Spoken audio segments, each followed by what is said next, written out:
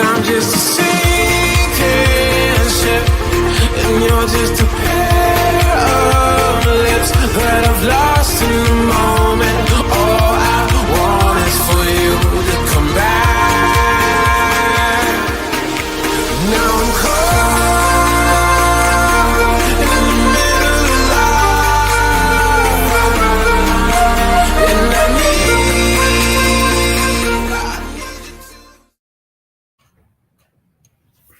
Greetings, everyone, and welcome to another edition of the Red Pill Diaries. And we're doing back-to-back shows. And I'm so glad to bring back a colleague that has been on the platform multiple times. He served as the captain in the Serbian army, especially under NATO bombardment. Mike Mihajlović, how is it going today, Mike? So far, so good. Too young to complain. How about you, my friend? I'm doing pretty good. The breaking news of the hour is, let me put this on the screen for you to see. Mm-hmm. Zelensky's chief of staff, Yermak, resigns. I know he fought against resignation, and I know there's a lot of pressure. What is this saying about, what does this portend about the future of the Zelensky regime and the war in Ukraine? It is like a hydra. It's a hydra with multiple snakes on their head. So you cut one snake, the other one is there. So it is a system. That system is basically on mafia base. So Yermak was capo del tutti capi, consigliere della mafia. So he's just one pawn in that game. Actually, no, I'm wrong. It's not pawn. He's one of the capos there, and he's involved in corruption and all of that stuff. Is one of those hardliners. What is going really to happen? Fish is starting to rot from the head, and one of the heads, hider heads, start to roll already. There are a few more. So now it's internal struggle. What is going to happen? We can just estimate. Is it really? Is he going to pull the whole system like a snowball effect for the other corrupted Ukrainian officials? We'll see. Time will tell. But that system is rotten, definitely. And so when the system start to fall down, it will bring somebody else with him. He will confidently retire with his loot, to say loots, in summer, maybe in the States, maybe in the UK, depends, maybe in Israel, one of those three places. But obviously, Ukrainian regime is on the brink of collapse. So as I mentioned, that fish that is rotting from the head, the rest will follow. How fast? It's hard to say, but they have to try to replace him with somebody who is not so involved in corruption.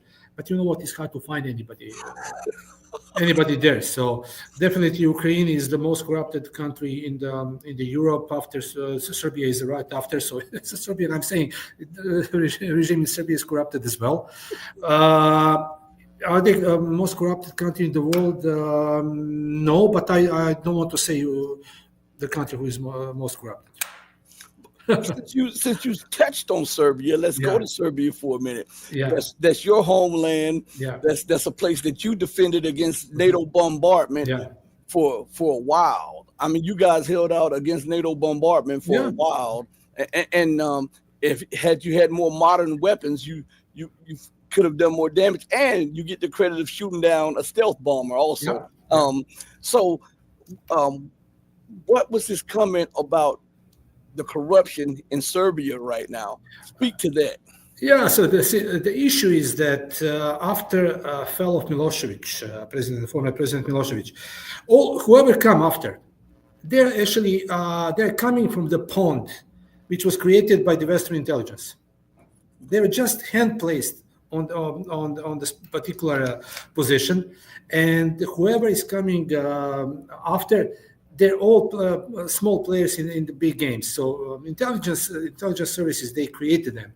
After Milosevic, he made a lot of damage to the country, but people who came after they actually destroyed Serbia from inside.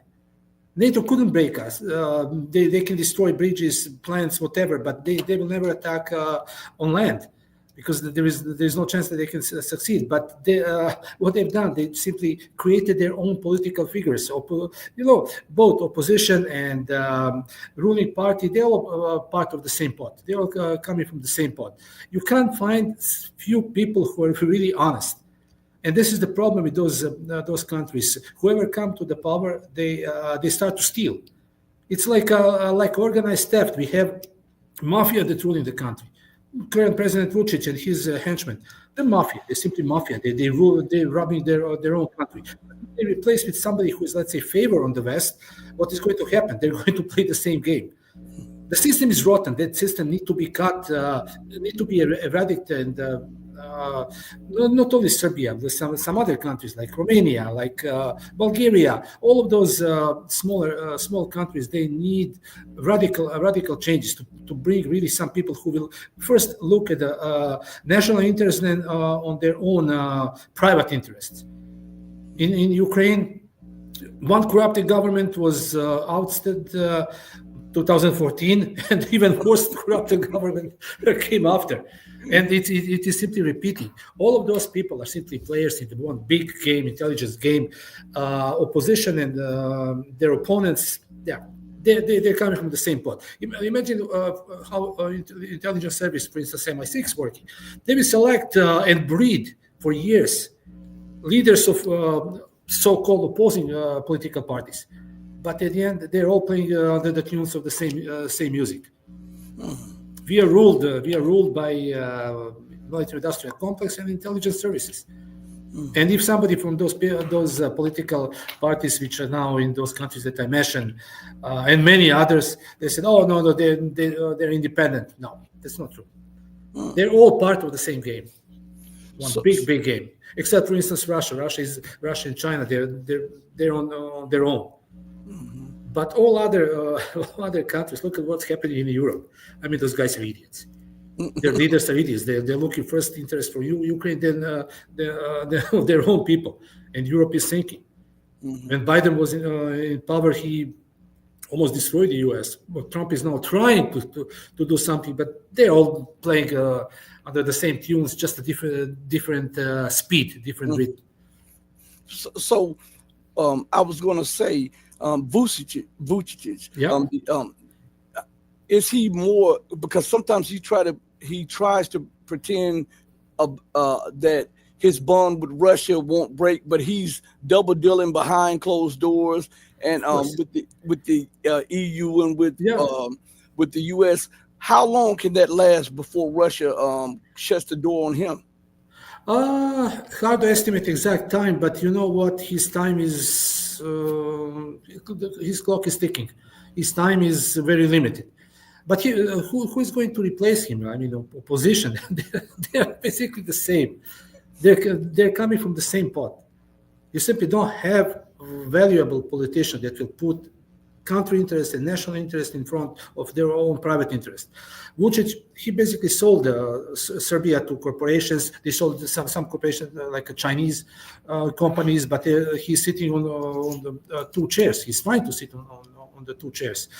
But as far as he is useful for the West or for the East, he will stay there. Because they need somebody. They need somebody to play that kind of game. But his days are numbered. Eventually, he will be ousted one or another way, because people are against them. But also, people are manipulated. I know, in my own case, I believe in democracy in the late 1990s. That it will be changes, whatever. But you know what? Everything was just a BS. The bad left, and the worst came. For the bad father and worse mother. So that was the issue, and this is the trend that is going to continue. Russia is going to turn back on him, but he's trying to play them, for instance, for the ammunition cell. He's selling artillery munition to Ukraine through let's say, some third parties, and he said, okay, everything is legal, because they said, for instance, for the Turkish company, which has end user certificate, saying that for instance, munition will be only for the Turkish army or whatever. then that ammunition pop up in Ukraine, because that end user certificate is just a BS of the paper. It served only to show to the, let's say, government that, okay, so yeah, we are just dealing with this or that, and we don't have any responsibility. I mean, you and I, we can start the company, get somebody to sign that end user certificate that will buy ammunition, and next day we sell that to whoever want to do that.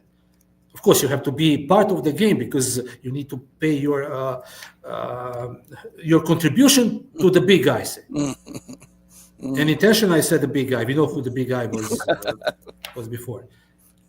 So you're saying that corruption is systemic across the whole of Europe? Oh yeah, absolutely. Corruption was always there, pretty much since let's say late 18th, 19th century, but sometimes it's been part of that corruption, all of those deals. When it's channeled to the people, so the people's standard start to rise, it is okay to say. I mean, it's okay because people can leave, majority of people can leave. But when those political leaders, when they start to grab 90%, 95% of all money that is coming to the country, all money from the trades, and when they start to launder that money, only for themselves, then it's getting worse. And you have that situation, for instance, in Ukraine. It's not the millions, it's a billions of dollars. 48 billions of dollars are disappeared somewhere. With that money, I mean, they can buy whatever they want of weapons, but their leaders, they simply launder that money in their own private bank accounts. But big chunk of that money went back to those sponsors. Congress, Senate, Parliament, name it. There are people who are getting that money in their own pockets through the campaigns, donations, or whatever. That is the best oil mechanism in the world. And it's untouchable. Nobody can even touch it. Untouchable and unscratchable. So Ukraine is just a big graph for the weapon. Yeah, for the weapon suppliers, the kickbacks to the governments in the West, and they're playing. Do they recognize that they're playing with the lives of not just ordinary people, but entire countries, and that this could escalate globally into a nuclear conflagration, or do they just dismiss that? They don't care. The profits. They don't care. They simply don't care. Nobody cares for the ordinary man. For the small guy, nobody cares. Small guy will be grabbed on the street and put into uniform with no training and dumped onto the front line. And if he survives, okay. If not, it is what it is. So there is nothing in those people's minds telling them they just stop that and work for the country. They want to secure themselves for the next 10 generations. And Ukraine is just the tip of the iceberg. That money that was channeled back is going to the private corporations. For instance, some company, let's say, making drones. They're buying components or drones from China on the reasonable price. Then they inflate 10 times, 100 times that price, and selling that to the other company that import that to Ukraine. And where is that portion for those guys who sign off those permits and imports or whatever, and who pay for that? They divide simply that money among themselves. Not you and me, but they will fill their pockets by their islands or whatever. So it is the best organized corruption in the modern times. Mm-hmm. But do you think one of the main reasons that the European leaders don't want to stop this Ukrainian war and they want to publicly seize Russian assets is because they've already stolen most of them, and they're just trying to find a way to hide the theft, because open theft would mean the collapse of the Western monetary system?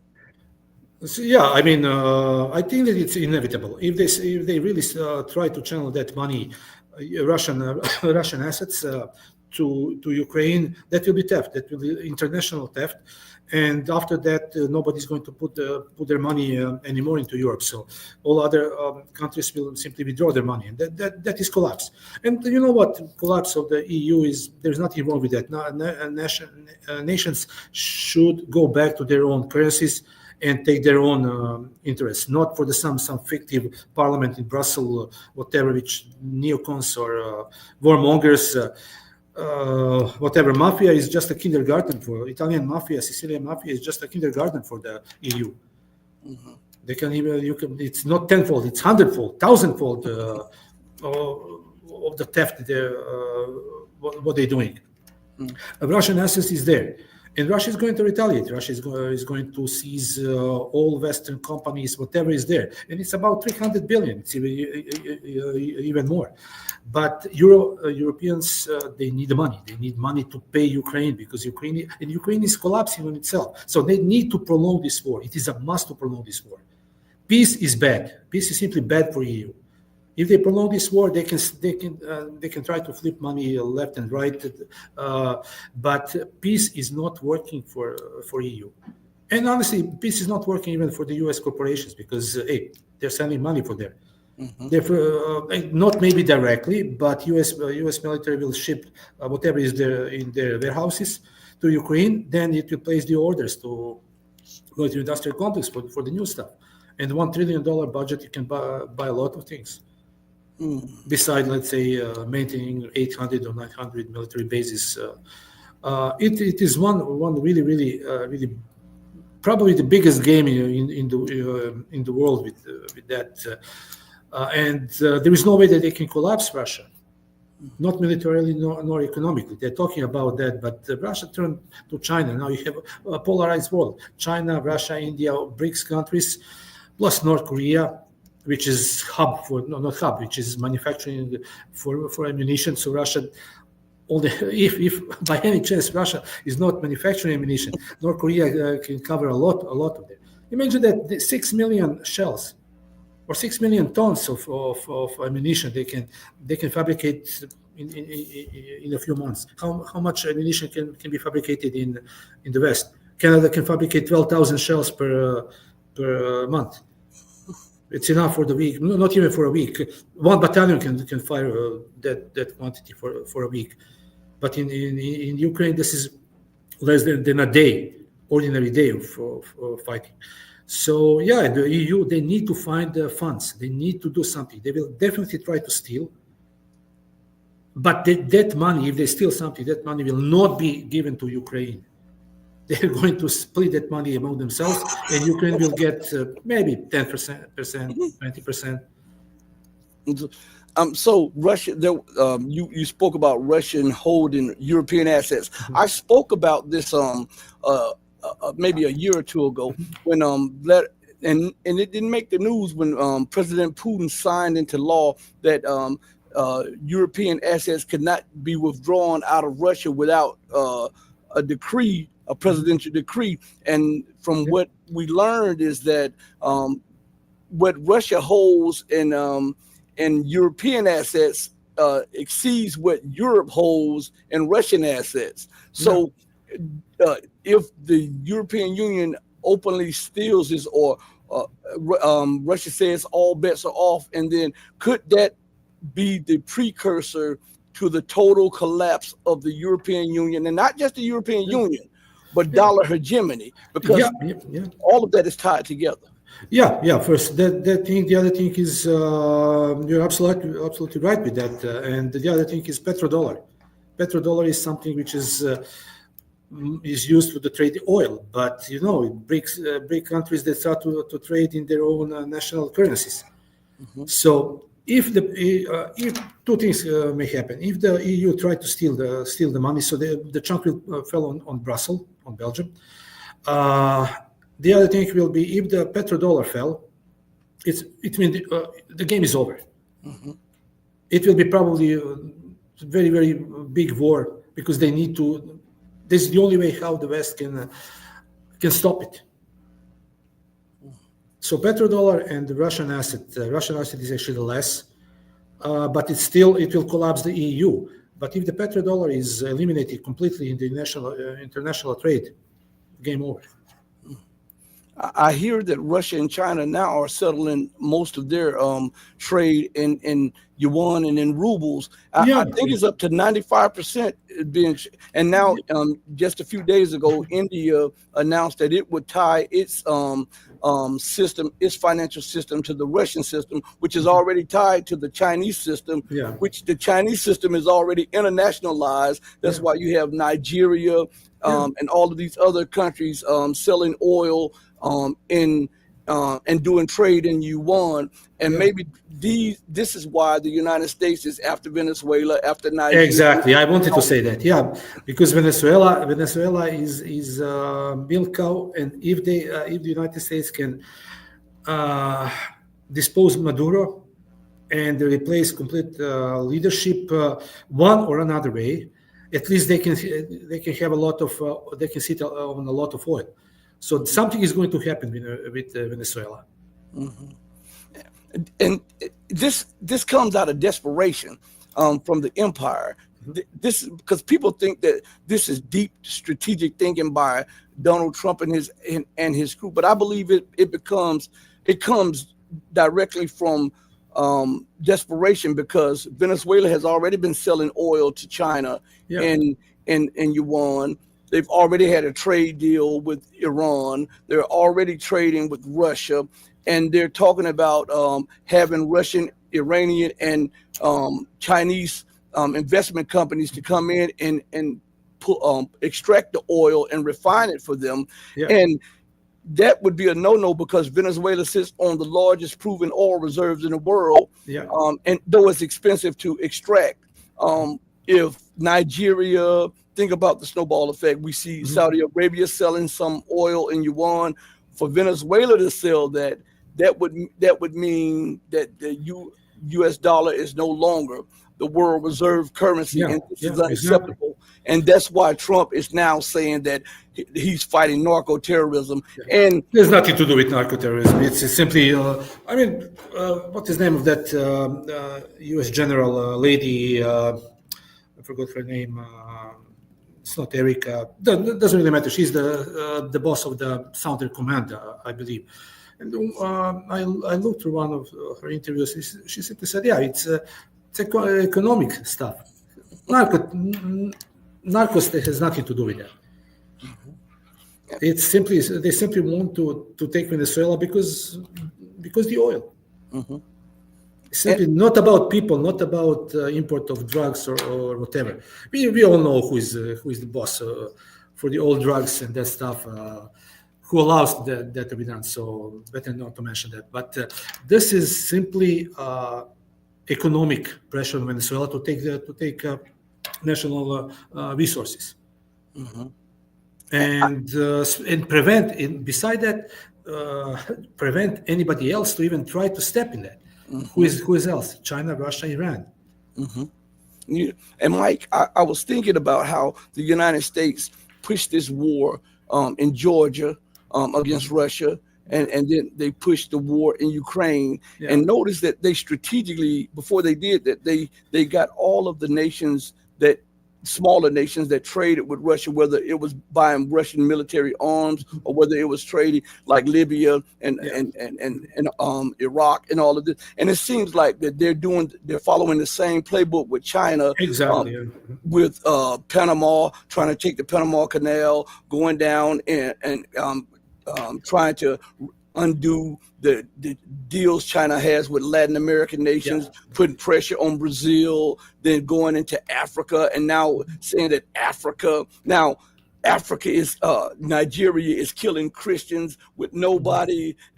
This is to get his base behind him, because he said nothing about Israel killing massive amounts of Christians and Muslims and Palestine. So all of this stuff is strategic, and it seems like to me that these moves are more towards China when it comes to Venezuela and Nigeria than they are towards Russia. What do you say about it? Yeah, I agree. China is the ultimate goal, because China is a giant. China is production, so production of the world. And China is an economy that 50 years ago was nothing. Just the villages, mud huts, and that stuff. Look at China now, and China produced the stuff. How many things are produced in the Western Europe? How many factories you can see that working? We in the West, we developed a service economy. We are servicing things. Here and there you can find some production, but if you find something which is made in Canada or proudly made in the US or something like that, try to find in your home. I have a gloves. I have a jacket made in Canada, but it's the army jacket, and nothing else. So from the we have service economy, banks, and the like a money economy, and service economy, and on the other side you have China, which is production economy, manufacturing economy, but now they're also financial economy, money stuff, and also service economy, and their growth is rapid. So yeah, they're not anymore emerging; they're there, and they will take over U.S. if they even didn't took it already. In all the other stuff, nobody can take us from us banking, because we have banks everywhere.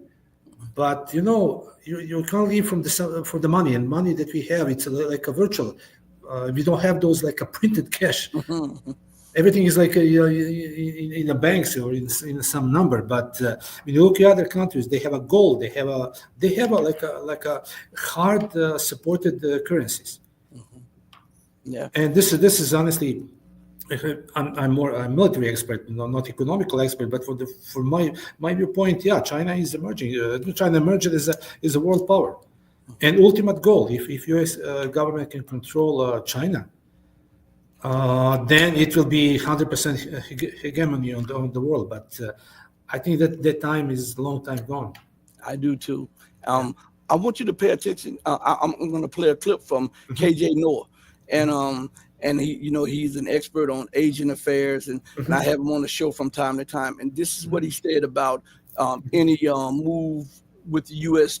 to try to start war or an economic embargo, which the United States is trying to quietly push against China, Russia, and India.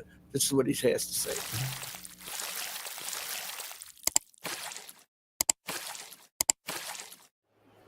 Now, the last question of the night to you is this.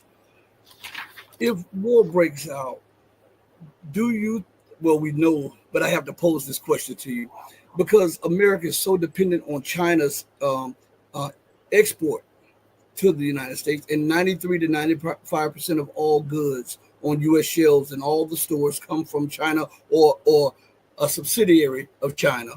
When war breaks out and China starts an embargo on the United States, what will the economic scene look like? Because all hell should break loose, because there will be massive bankruptcy, massive unemployment, massive store closures, scarce food, scarce items.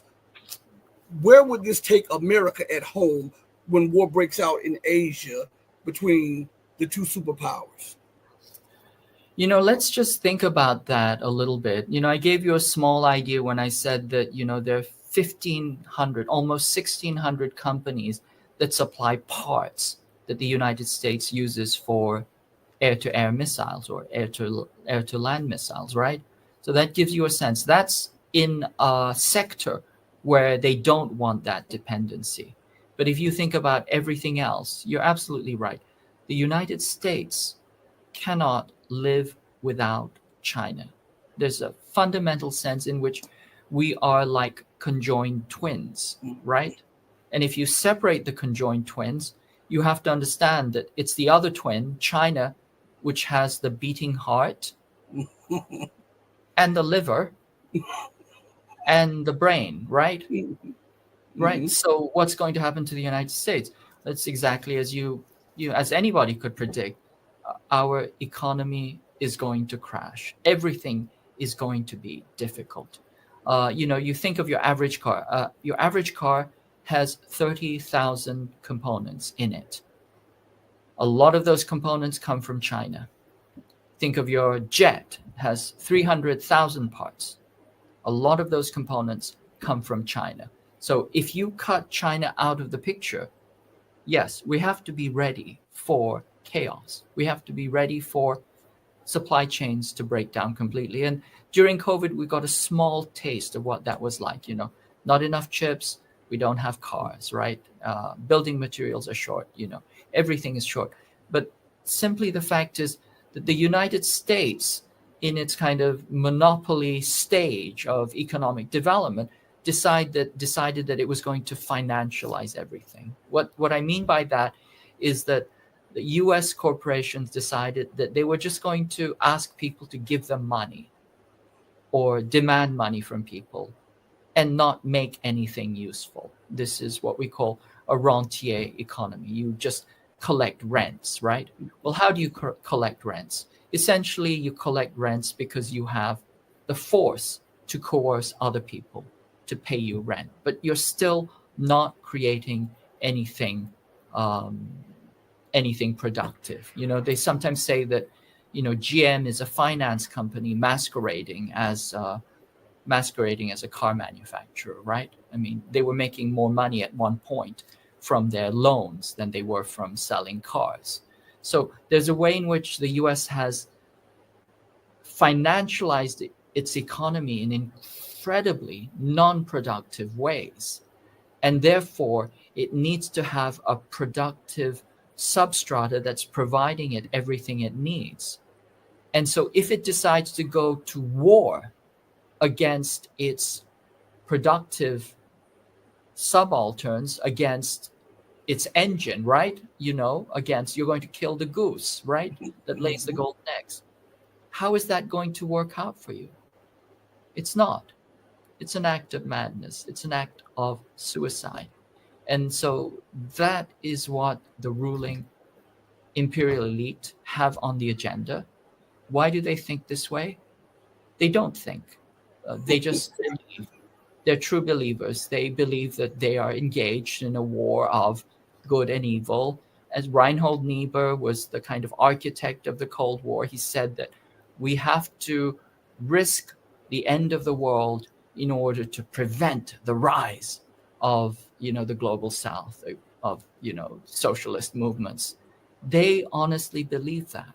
They really, when you hear them talk to themselves, they actually say these things to themselves. And that is what's so frightening, that this imperial elite is so out of touch with reality and so stuck on its ideological crusade that it would rather see the end of the world than the end of their power, because the end of their power for them is the end of their world. It's not the end of the world, but it's the end of their world as they see it. And they would rather end the world than let that happen. Can't agree more. 150%. In the other words, I mean, basically, I have the same opinion. I use different words, different wording, but it is the same. Mm-hmm. So with that said, and they're pushing war on every front. And they're losing. Look at what's going on the Ukrainian battlefield. Every time you turn around, NATO. I say NATO because NATO has special forces in it. Yeah. NATO, they're there. Yeah, they're there. Yeah, they're losing village after village, city after city. Casualties are mounting. Russia is displaying new weaponry that the West can only dream about. Russia has advantages over them in missile manufacturing, artillery, tanks, everything, and yet they continue to try to negotiate as if they are in the position of strength and Russia is in the position of weakness. Yeah. Why do you think that? Well, they have to deal with lunatics. I mean, the last sentence that was said on that clip, they live in their own world. Look at those leaders, European leaders. They're living in their own world. In the U.S., majority are the same. There is a few sane people that know the situation. I think President Trump is he was fed with the wrong information. and I think he dispatched Witkov is the name of the negotiator. That guy is reasonable. That guy see the real situation. But those who fed American leaders are somebody that intentionally falsified situations. So you're absolutely right. We said that they behave like Russia is losing and the other guy, the West, is winning. I mean, those people are living in their own world, and how you can deal with those kind of lunatics?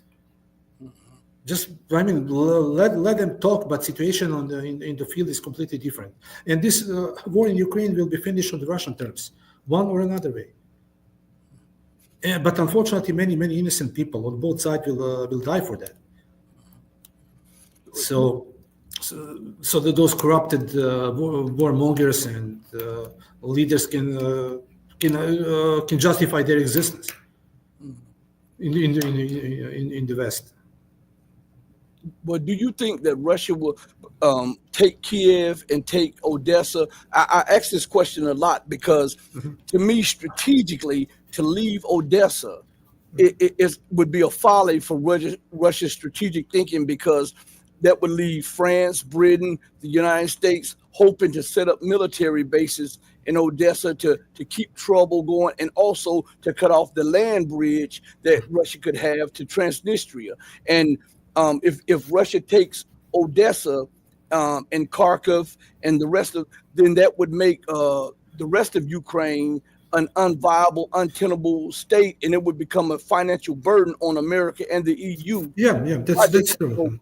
That's true. I mean, it's a Novorossiya or Malorossiya. It's a historical Russian territories, and I believe Russia will take that one or another way.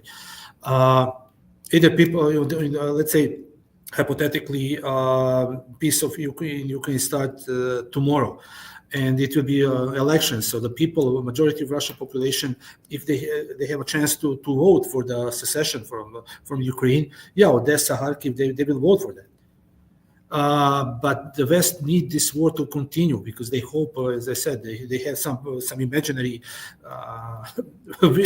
thoughts about winning the war, so they will continue. And Russia will take Odessa one or another way. And what I'm also thinking, NATO should go to Ukraine, but how? Polish brigades should take Volyn and Lviv. Hungarian brigades can take Transnistria. Romanian brigade can take historically Romanian land there, Bessarabia, or that stuff. And that will be all. So Ukraine will stay in the land like a landlocked country. It's simply price paid for something that they for the betrayal of the West, because nobody care in the West. Nobody really care about Ukrainians. They're just expendable to force you, unfortunately, to force Western interest. And the West is very successful in that. So if Yugoslavia was like a test bed on a micro scale, how to do that. Then they started.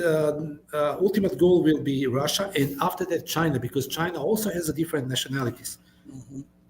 You see this. You see the pattern, proven concept. But if they break their teeth on Russia in Ukraine, everything fell down. So again, on that clip, marvelous, fantastic clip, they will sacrifice the world because they can't leave if they lose.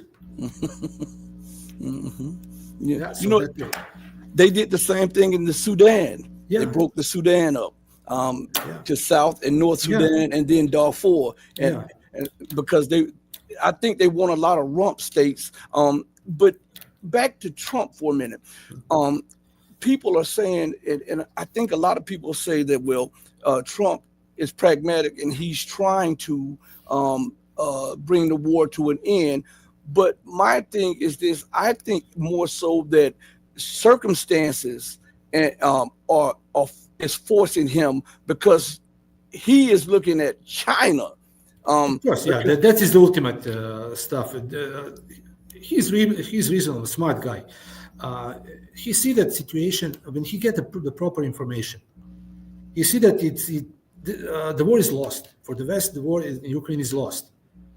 And he's trying to balance it. How to stop the war with the minimum consequences and costs for Americans. He don't care about Europe. Nobody cares about those idiots anyway, for those leaders. Not about people, of course. But for those European leaders, they live in their own world. But President Trump is trying to finish this war for the less expensive to the U.S. Because he's not going to sacrifice U.S. military for the European interests. His goal is China, to control China. Europe is the European leaders. They're like toilet paper. They're changing all the time, and sometimes you have somebody normal. But in this now currently those leaders are like I don't know how if they dive into the asylum and pick up them. It's look like that they pick up them from asylum. Anyway. Their leadership is nothing to do with the European people because people want to live normal life. Yeah, I always put the difference between the leadership and the people. So these are two completely different entities. If President Trump is able to stop this war, I don't think that for instance, if the peace starts tomorrow, it is not going to last for a long.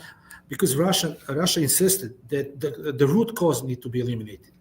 Nazi, NATO in Ukraine, and all of that stuff. When that is eliminated, then it will be lasting peace.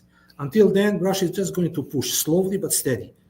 And many ask, why Russia is doing that so slowly? Yeah, because they have firepower. They don't want to sacrifice their soldier to take some position when they can simply level that position. That is the war of attrition, and the majority of Western cow strategists they don't understand it. They give in their minds they put Russian goal to conquer Ukraine for 3 days, and if Russia didn't achieve, they said, Russia lost. Imagine that set of minds. They give in their minds they set up what is Russian goals, and when they are not achieved, they say, Russia is losing or Russia is not good or whatever. I mean, that thing can show you what kind of people we are dealing. Mm-hmm. Anyway, hopefully the war will stop, but I have doubts. I really have doubts. In these circumstances, Russia will simply continue with their special military operation until their all goals are achieved. That's it. Well, one last question before we go. What is it? Have you heard anything on the battlefield? What is it looking like on the battlefield? Because I've heard that it is looking dire for Ukraine and the Western world. Yeah. I have every day. I have personal contacts with the people who are there. So, Ukrainian position is that they simply put it's not like a constant, continual line of trenches. They're like pockets.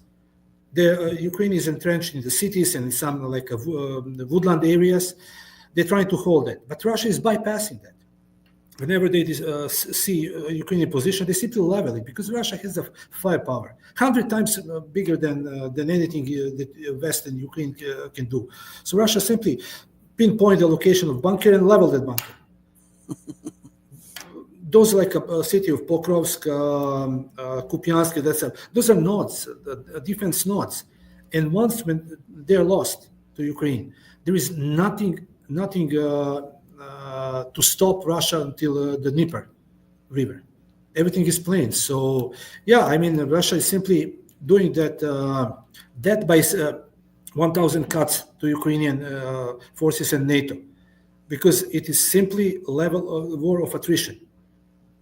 And we all thinking about, when we said most strategists on the West think that, it should be like a big arrows, so millions of troops attacking that stuff.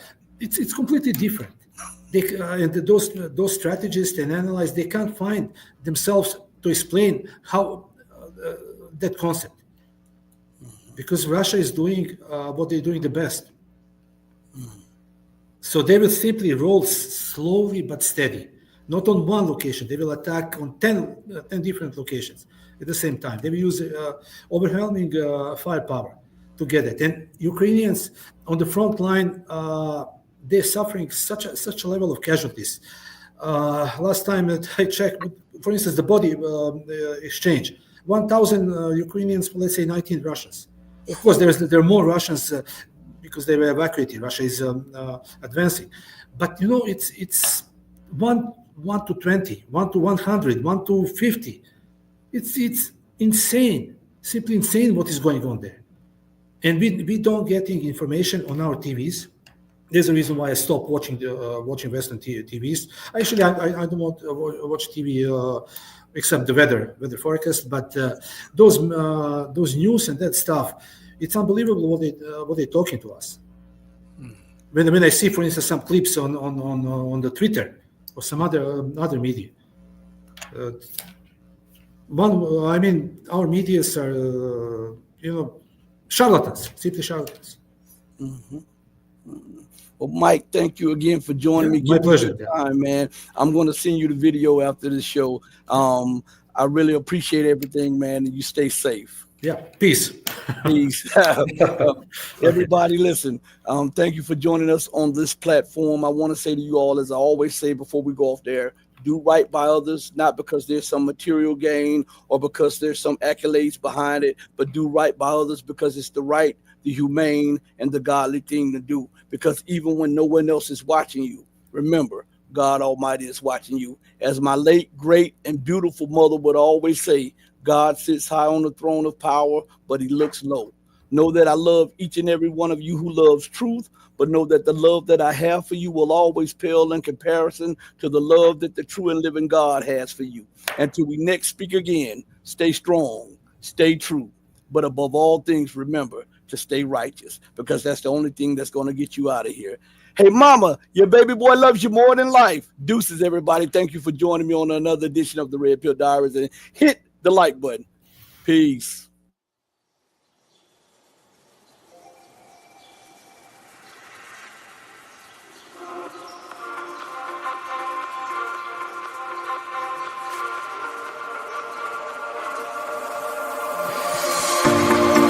Told you to walk away. That was my first and last mistake. I'm blue without your face. But what can I do? 'Cause I'm just a sinking ship, and you're just a